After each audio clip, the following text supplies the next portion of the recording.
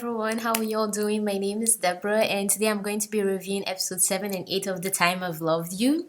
And as all my reviews go, I start with my favorite scenes and then my least favorite scenes, and then I tell you what I think about the drama as a whole.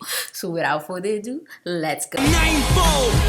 shotgun 얼굴 따위로 아이돌 하는 놈 아니니깐 follow me 하이톤 shotgun 실력만으로 아이돌 하는 놈 아무리 가서 no me. Okay, so my number one favorite scene, which I absolutely love to bits and pieces, was definitely the scene where Hannah went out to drink with her bosses and her staff and Sohoo, and when she was drunk and she was leaving, Sohoo wanted to give her a ride and she said no, and then one shows up and then he picks her. I'm like, oh my freaking goodness. At first I thought she called one, but she didn't, but still I just love that he was the one that showed up and he picked her. And so who was just so speechless. He's like, Hanaya, Hanaya. I'm like, yes, yeah, yes, yeah. So I absolutely love that scene. My second favorite scene was definitely the scene where he forced her to sit down and listen to him play. I was so freaking mad. But after she sat down and he thought he was gonna revive her memories, which he did kind of do, but she walked out when he looked back and he was done playing. She wasn't there. I'm like, let's give her an Emmy award, let's give her the Grammys. I was so freaking proud of her at that moment. I'm like, yes, this is my girl. This is the kind of girl I like. This girl understands what's up. Now my third favorite scene was definitely the scene where one finally told the second female lead, forgotten her name, she's so not important, but I believe it's Soon.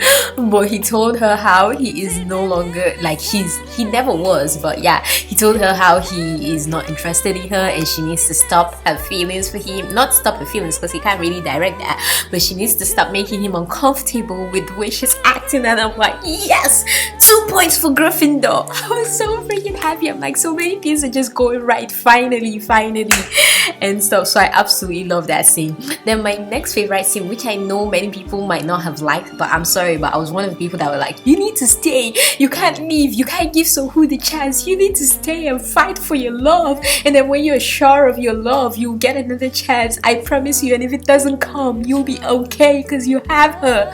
But yeah, I was so freaking happy when he said he wasn't going on the trip. I know it's not like don't get me wrong, in Hannah's place, I'm proud of Hannah for saying he should go and stuff, and I'd most likely have done the same thing. So I was really glad with her answer and stuff that she told him to go, but I'm glad that he decided to stay. Like that, but seriously, I was really happy that he decided to stay because now we can see the whole Sohoo fight, because if he leaves then there's no drama anymore. You feel me? But yeah, I absolutely love that scene. Now let's go to my least favorite scenes and then what I thought about dramas whole. So my number one least favorite scene is the ending. What the heck? Is she going to Sohoo? Because it seemed like she was going to Sohoo. The building she entered seemed like the building she just left. So it felt like she was going to Sohoo. And girl, you had better not be going back to Sohoo, because oh my freaking goodness, it will not be funny, which I will talk about later on. But I felt like if she was going to Sohoo, then that is why it's my least favorite scene. I just didn't like that scene. I'm like, no, don't think about your past. No, don't have second thoughts. He left you for 3 freaking years. Anyway, we're gonna talk about all that later, but that was my number one least favorite scene. My number two least favorite scene was definitely the scene where she found out about his company or sponsor or whatever, and she went to see him and he was telling her, yeah, there are other people that are greater than me and that can stop me from blah blah blah and being who I want to be and doing the things I want to do. I'm not that powerful.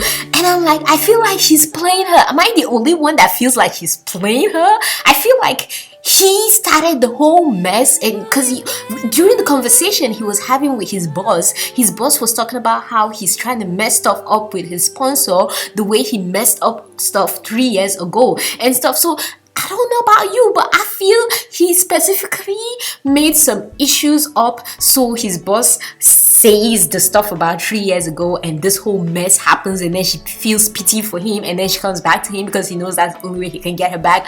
I know this is like my theory, but I don't trust him. I'm like, I don't feel pity for you, I don't trust you. I feel like he's this conniving bastard. I'm so sorry. I'm like, there's something, that there's just something not okay about him. There's something wrong somewhere. How can you just leave for 3 years? Anyway, we're gonna come back to all of that, but yeah, that's just how I felt. I didn't like that scene. My last least favorite scene was definitely the scene where what's his name, Won's auntie was talking to him, because I felt she kind of spoke to him that way because of the other girl and stuff. Like, I get it, I get that she feels, oh my goodness, for 17 years you haven't made a decision about a girl because of Hannah and stuff, but you need to move on with your life. Like, I get that, but I didn't feel like it was her place to tell him that, even though it kind of helps too that she's telling him, dude, okay, you need to decide what you need to do with your life, you need to think and make a decision. But also her saying, okay, you need to go, I don't know, I felt it wasn't her place to say that. But that's just me, and I'm like, girl, you need to back off. I know you his ass, but you need to back off. Don't spoil my bias ship. But yeah, that was just how I felt. So those were my least favorites. Now let's go to what I thought about Drama's whole. Okay, this episodes were so frustrating and it was so good. Like, it made me feel happy in that she was strong and stuff, but I can't seem to wrap my head around how she can just, like, I get she was in love with him, I get it's not easy to get over a past love and all that shenanigans, but this is someone that left you for 3 freaking years, 3 good years. Like, I loved when that her friend was talking and her friend was like, there's no excuse. What was he in an accident that he couldn't walk? Like, I've watched a drama where there was something like that and that was reasonable. He had health issues, he couldn't come see her, he was unconscious for 3 years, but you were not unconscious, you were alive. In fact, you were living your life and going on with your profession, and you couldn't come meet me and tell me you're sorry. You couldn't come tell, even that day. Yes, I get that he felt like threatened by seeing one with her, but that is no excuse. If you've made a decision to marry me, then you see it through to the end. I'm like, what the heck?